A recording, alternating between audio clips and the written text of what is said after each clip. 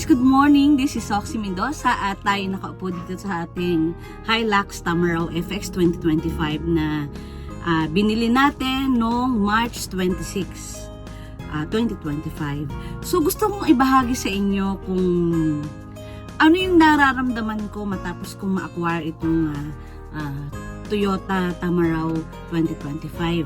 So at ano ba yung naging journey ko kung bakit naka-acquire ako nito. So, this is not to brag or kaya isinishare ko sa iyo o hindi ito dapat ipagyabang, pero gusto ko itong ibahagi para maka-inspire sa aking mga subscribers at kung sino man manonood ng video na ito at sa aking mga friends, kaibigan o kakilala na possible pala na maka-acquire ng isang ganito kahit hindi nagka-abroad. So, let me give you a throwback story kung paano ba ako nagsimula. So, year 2016 December, ako'y umuwi dito at 2017 January 10 ay in-establish natin si Iraya Life Enterprises. So, we started as a beekeeper dahil may farm tayo dito sa Calapan City at nag-start tayo ng ating negosyo. And we are now in our 8th year at ngayon lang tayo naka-acquire ng ating sasakyang pan-deliver. So, ito ay utility vehicle, merely not to pwede rin magamit the service and at the same time ay pang negosyo talaga ito. This is our workhorse at kapartner natin sa ating negosyo. So, ay ibabahagi ko na sa inyo ba kung worth it ba ang bumili ng isang Tamaraw Hilux 2025. So, itong unit na ito ay actually, this is not supposed to be our utility vehicle kasi nung December ay nagpa-reserve tayo ng 10,000 sa Isuzu Alabang. So, nagbayad na tayo ng 10,000 doon. Pero okay. So, nagbayad tayo ng 10,000 doon. At ang sabi sa akin ni agent ay may price protection. Nagbigay siya sa akin ng quotation worth ang isang unit ng Isuzu Travis. Yun talaga ang pangarap natin vehicle, Isuzu Travis. 1,258,000. Kasama na doon yung it includes the TPL at saka insurance, parang ganun.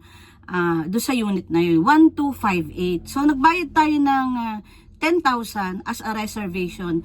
Pero doon sa 10,000, kaya tayo pinagbayad tayo ng 10,000 is for price protection. So, nagbayad tayo through BPI online ng 10,000. At explanation sa akin ni agent ng Isuzu Alabang ay may price protection daw na up to January 15. So I'm giving myself, I gave myself up to January 15 para ma-purchase yung unit. Kaya lang kasamaang palad, hindi natin nalikom yung pera natin kasi medyo naipit sa ating sa mga collectibles natin, sa naging accounts sa receivables na siya. So ganun ang nangyari. So dumating ang January 15, hindi pa rin tayo nakabayad.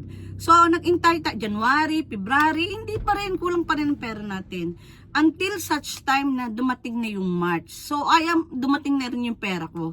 So nagpasya na ako na makipag-coordinate sa aking agent. Pero sinabi niya sa akin, I feel so sad kasi ang sabi niya sa akin ay yung 1,258, 1,258 ay nag-increase na ng 30,000.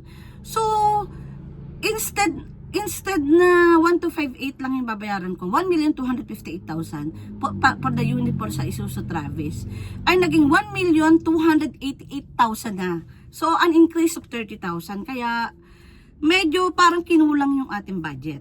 So, lungkot na lungkot ako, sinabi ko na, next year na siguro talaga ka makakabili ng pan-deliver namin na truck, ng aming utility vehicle. So, kasi, talagang, sa totoo lang, for the last 8 years, talagang nahirapan na rin ako, nagsusource out lang kami ng pan-deliver namin. So, pag may delivery kami, magpo-pull out kami ng paninda, tricycle ang ginagamit namin at jeep at umaarkila kami minsan nagbabayad ako ng 7,000, minsan nagbabayad ako ng per trip 2,500 plus yung pagka naghahakot kami ng pandina nakakailang hakot. At the same time, napakahirap talaga na magnegosyo nung wala ka talagang sasakyan, particularly dito sa pag umuulan. Alam niyo naman na we cannot deny the fact that last year ay La Nina ay talagang araw-araw umuulan. So pag magde-deliver kami, lagi ako nananalangin. Sabi ko, huwag naman sanang umulan. So laging, siyempre mga paninda natin ay kailangan din natin proteksyonan dahil kapag nabasa yan, siyempre malaking losses sa atin yan. So yun ang pangyayari kung bakit hindi Isuzu Travis ang nabili natin.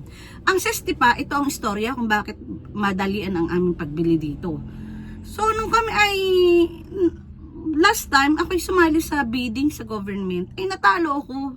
So yun ay yung project na yun ay 1.2 million project. Kaya lang ay natalo nga tayo sa bidding. Lungkot na lungkot ako ng araw na yun. So itong aking anak, pinakain ako ng pizza para lang aluin ako dahil siyempre nagsunog tayo ng kilay at nagpuyat, nagprepare, natalo nga tayo doon sa bidding. Tapos nagkakain sana kami sa New City. Apart from the pizza na kinain namin, pumunta kami sa New City. Ay nakita niya itong Toyota Tamaraw na naka-display doon. Ay, ito sinubukan niya sumakay dito. Sabi niya, mama, ito ang gusto ko.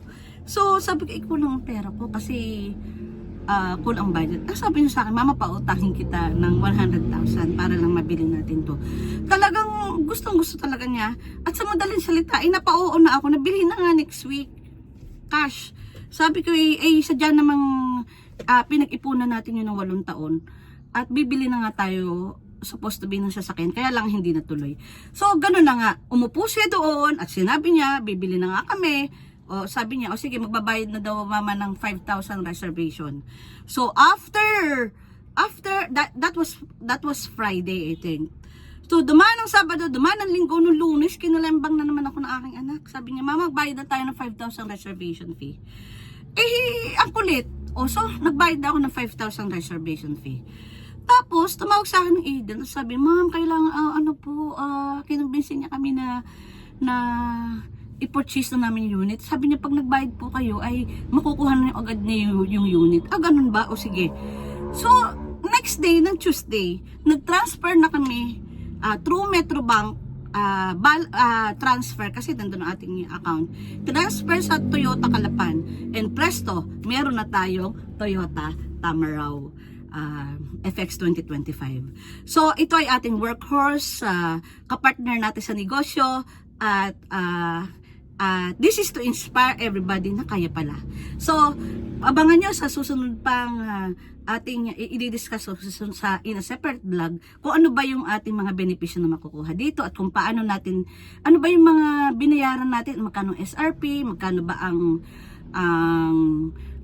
mga pinagbayaran natin sa insurance, paano ba tayo nakatipid. So, see you guys.